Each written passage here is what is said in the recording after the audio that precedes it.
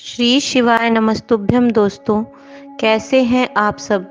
आशा करती हूँ शिव जी की कृपा से आप सब अच्छे होंगे। दोस्तों, आप सभी को नवरात्रि की हार्दिक शुभकामनाएं।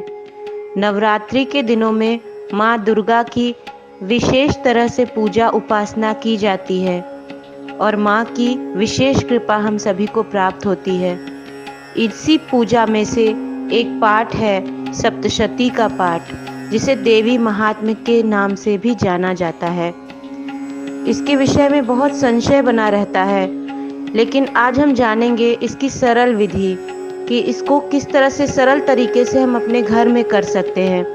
तो पहले दिन जैसे भी आप माँ की स्थापना करते हैं, यदि आप अपने घर के मंदिर में ही करते हैं तो वहीं पर, या आपने अलग से कहीं चौकी पर माँ की स्थापना की है, कलश स्थापना की है, तो फिर कलश स्थापना इत्यादि के बाद हम दीप, धूप, भोग, फूल, अक्षत, रोली, कुमकुम, इन सब से माँ की और अपनी पुस्तक की पूजन करेंगे। पुस्तक को हम किसी पाटे पर लाल वस्त्र बिछाकर रखेंगे, या फिर लकड़ी का स्टैंड आता है उस पर भी लाल वस्त्र बिछाकर हम पुस्तक को रखेंगे। उसके बाद पुस्तक की पूजन करेंगे। पुस्तक को हमें जमीन पर नहीं रखना है। इसके बाद हम पाठ करते हैं। तो पाठ के सबसे पहले और बाद में नवार्ण मंत्र का जाप कर लेना चाहिए, जो इस प्रकार है: ओम ऐं ह्रीं क्लीं चामुंडाय विच्चे। 108 बार या 11-21 बार भी आप शुरू और अंत में इसका जाप करें। इसके बाद हमें दुर्गा जी के 108 नामों का पाठ करना चाहिए।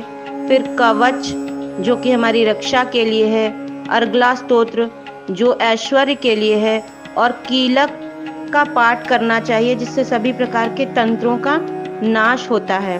इसके बाद अष्टतंत्रोक्तम देवी सूक्तम का भी पाठ करना चाहिए। और तब हमें दुर्गा सप्तशती में 13 अध्याय दिए गए हैं, जिन्हें देवी महात्म्य के नाम से जाना जाता है। यदि हो सके तो प्रतिदिन हमें 13 अध्यायों का पाठ करना चाहिए।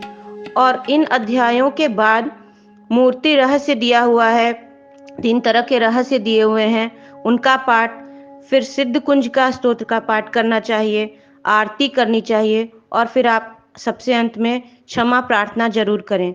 यदि प्रतिदिन 13 अध्यायों का पाठ नहीं किया जा पा रहा है, तो ऐसी स्थिति में एक सरल विधि है जिस तरह से हम 7 दिनों में पाठ को समाप्त कर सकते हैं। इसके लिए पहले दिन पहला पाठ, दूसरे दिन 2 पाठ यानी दूसरा और तीसरा अध्याय, तीसरे दिन 1 पाठ यानी चौथा अध्याय, चौथे दिन 4 पाठ यानी 5वां, 6वां, 7वां और 8वां अध्याय, 5वें दिन 2 पाठ यानी 9वां और 10वां अध्याय, 6वें दिन 1 पाठ यानी 11वां अध्याय, और 7वें दिन 2 पाठ जो 12वां और 13वां अध्याय है। इस तरह से 7 दिन में ये दुर्गा सप्तशती के 13 अध्याय समाप्त किए जाते हैं। और इनकी भी विधि उसी तरह है, जैसे पहले आप कवच, कीलक, अर्गला, और फिर उसके बाद अथ तंत्रोक्तम, देवी सूक्तम, फिर ये जितने पाठ हैं, जैसे पहले दिन 1 पाठ किया और उसके बाद मूर्ति रहस्य, और फिर सिद्ध कुंज का स्तोत्र का पाठ करके आरती करके क्षमा प्रार्थना कर लेते हैं। साथियों, विधि तो बहुत कुछ है, लेकिन माँ अंतर्यामी है, सब कुछ जानती हैं। तो जितना संभव हो पाए, यदि कुछ भी नहीं हो पा रहा है तो सिर्फ कवच, कीलक, अर्गला का ही पाठ कर लिए। और एक प्रश्न यह भी रह जाता है कि हम पाठ संस्कृत में करें या हिंदी में।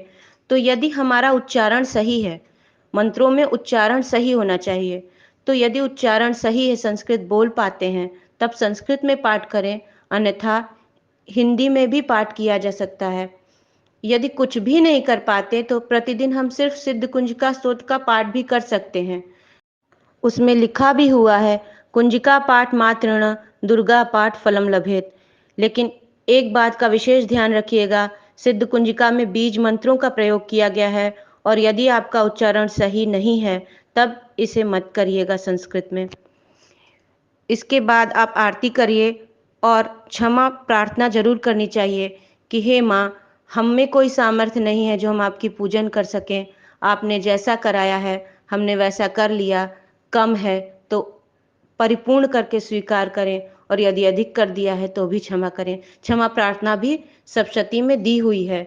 पुस्तक यदि आप गीता प्रेस गोरखपुर की लेते हैं तो उसमें पाठ विधि भी दी हुई है, और संस्कृत में भी पाठ दिया हुआ है, और उसका हिंदी अनुवाद भी दिया हुआ है।